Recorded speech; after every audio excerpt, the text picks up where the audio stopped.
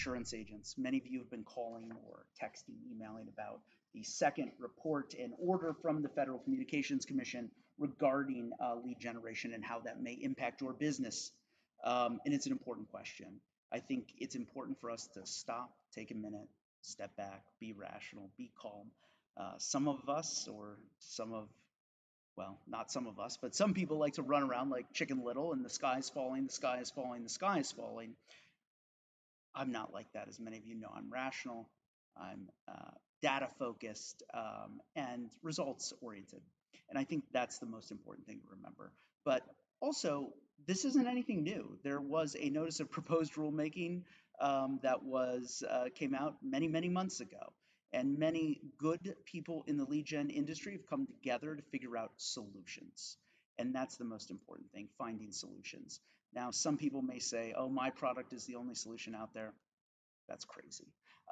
There are giant competitors in the lead generation industry like EverQuote, like Quote Wizard. Those are both publicly traded companies. There are companies like Media Alpha and many, many other companies that have huge market capitalizations and resources and will navigate this, and they already have.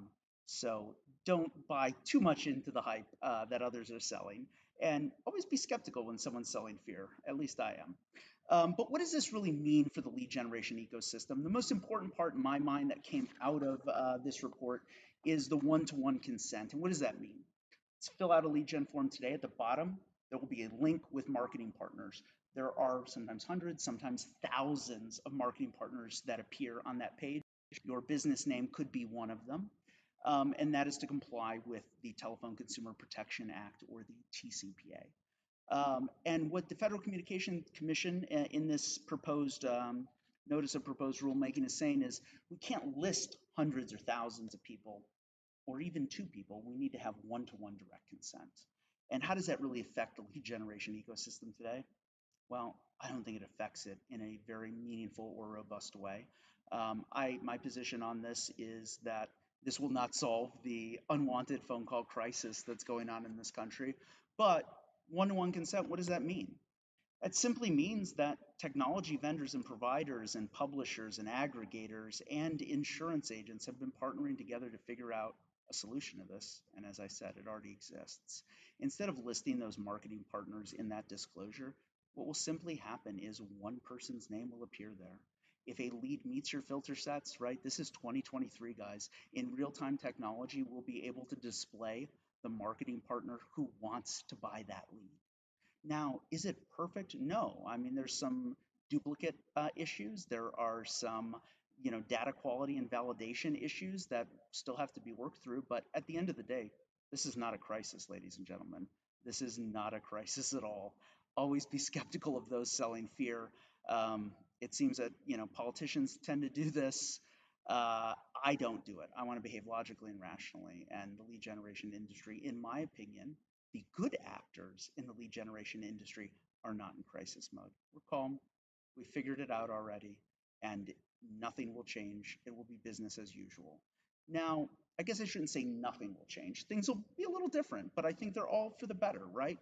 Lead prices are going to go up because instead of being able to sell a lead to 4 people or 5 people, or as some publishers do, an unlimited amount of people, that game is over. The game of $2 leads is over, but guess what, guys? We know those weren't converting anyways. So what's going to happen is quality leads from quality publishers will still prevail as the, prevalent and most highly monetized and highly converting leads in the ecosystem. This is nothing new. This is not a crisis. Everyone should relax. Everyone should stay calm. The first thing I would tell you is, right, the rule hasn't been adopted yet. I believe the rule will be adopted. I'm not suggesting it won't, but I would also suggest that much like many things in the American political system, things get challenged and they go through litigation for years and years and years until all appellate options are exhausted. So there's a lot of talk on time frame. There's a lot of talk on how this is going to drastically impact your business. I really don't think it's going to impact your business that much. I think that lead quality will get better. I think this will help a better consumer experience, no doubt, but I don't think it solves the problem. So that's my position on it. Be thoughtful, be logical, read it for yourself, see what goes on, but then remember, this is America, right? Rules and regulations change every day. We're in the insurance industry, one of the highest regulated industries in the country. This is nothing we're not used to. We can adapt. Things will adapt for the better, right? The scumbag lead publishers will go out of business. Good. They should. We haven't bought leads from them anyways. So if you're a lead clinic client, relax, rest assured. We know what we're doing. We've been prepared for this for months. If you're not a lead clinic client, want to reach out to us, we'd love to talk to you about it. If you're just randomly browsing Facebook and letting someone incite a riot, just remember that's not helpful. And I would never sell anyone anything to anyone based on fear. It does not good business practice. It doesn't make sense. It isn't logical. So we're here for logic. That's why you're here. That's why I'm here. And we'll continue to drive meaningful, profitable business results for your agency. Thanks for listening.